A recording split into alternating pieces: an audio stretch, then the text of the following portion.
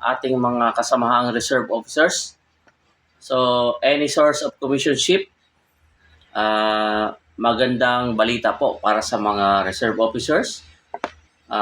Kahit ano po ang sources ng inyong commissionship, dahil meron pong bagong quota ng ating Philippine Army, no, under ng Republic Acts 2334, no, bagong labas po ito. At sa nakikita nyo sa screen ay may bagong directives po ang Philippine Army patungkol sa Republic Act 2334. So kung kayo po ay interested na mag-apply mula second lieutenant hanggang captain, no? So makikita natin sa ating screen na from second lieutenant at least ay not more than 35 years old. And then kapag first lieutenant, kapag kayo po ay first lieutenant, not more than 40 years old kapag kayo po ay nag-apply. And then kapag kayo po ay captain, not more than 45 years old. So magandang balita po ito para sa mga reserve officers, inactive officers natin sa ating Armed Forces of the Philippines or yung mga reservists na gustong mag-call to active duty sa ating military. No? So, ngunit meron po itong mga requirements. So, sa nakikita nyo, meron itong APSAT.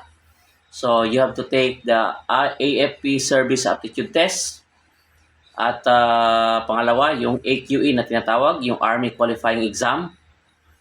At yung pangatlo ay yung Special Written Exam. No? So, may mga series of exam po ito para sa mga nasabing second lieutenant to captain na mga inactive officers na gusto mag-apply for active duty, no?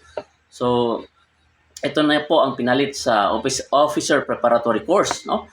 So kapag kayo po ay qualified at complete requirements, so pwede po kayong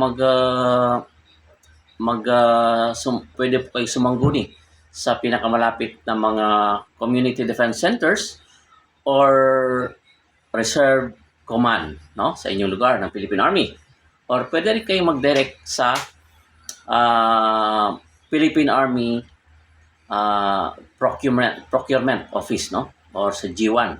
Pwede kayong pumunta sa Army Recruitment Office, no, ng Philippine Army.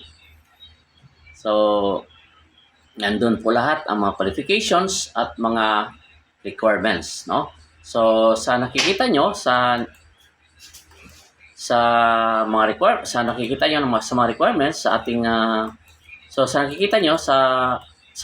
nakikita nyo may mga requirements po ito, no. Ito yung mga table of contents, yung recommendation from your Philippine Army Major Units Commander, no. So pwede po kayong kumuha ng mga recommendations from your major units tulad ng mga divisions, mga regiments sa inyong lugar. And then meron po tayong full body picture, no? Kailangan po ay naka-GoU or yung size po nito ay 3R size in white background, sa nakikita nyo. Then letter C, yung updated SOI nyo or RSOI kapag kayo po ay reservist. So kailangan you have to be an active reservist para mabigyan po kayo ng RSOI. Meaning, meron po kayong unit sa reserve unit nyo. No? Nag-duty po kayo tuwing Sunday para i-recommend po kayo for active duty, no, sa ating armed forces. Next is yung commission and promotion. Kapag kayo po ay na-promote, so i-attach nyo po yan. And letter E, yung medical and dental examinations natin sa mga Army Station Hospitals or any Army AFP units, no, na to be validated by the Army Chief Surgeon. Next is yung G2 clearance natin. So magpapasa po kayo ng iba't ibang mga clearances, no, RTC, NBI, barangay clearance, at may mga tabings, may mga requirements po yan, at ipapasa nyo po sa pinakamalapit na S2, no, para mabigyan po kayo ng recommendations papunta sa Philippine Army G2 clearance, no. So next is yung PSA birth certificate and marriage certificate kapag kayo po ay may asawa na, no. And next is yung one valid government issued identification card, no? So alam niyo na 'yan. Kung halimbawa ay driver's license. Next is yung PhilHealth Insurance Corporation documents. So kapag kayo ay may dati ng trabaho, ay sigurado may PhilHealth po kayo, no? I-attach po 'yan. Next is yung BIR, no? Kapag mayroong TIN number po kayo, may BIR 2316 kayo or BIR TIN numbers, ID, ay pwede nyo pong i-attach yan. Yung isa sa mga attachments, sa mga requirements po yun. Next yung HDMF or yung pag-ibig. Next is yung certification from employer to undergo CAD 2334. Kapag kayo po ay nagtatrabaho at gusto nyo pong mag-leave or magpa-active duty, kailangan po ay kumuha po kayo ng certification from your employer. No? Kapag wala naman kayong trabaho, no need for your employer to issue a certificate. No? Next is yung detached service orders. Ito yung para sa mga enlisted personnel. Alam na nila to. Next is yung PFT. Kailangan mag-PFT po kayo. Mag-undergo kayo sa special service company sa Fort Bonifacio or sa installation management, no, ng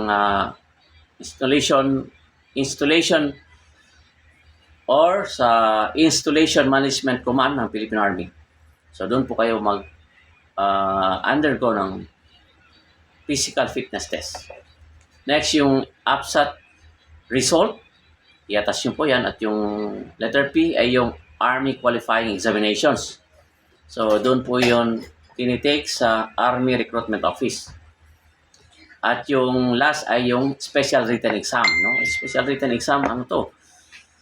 Essay, no? More on essay.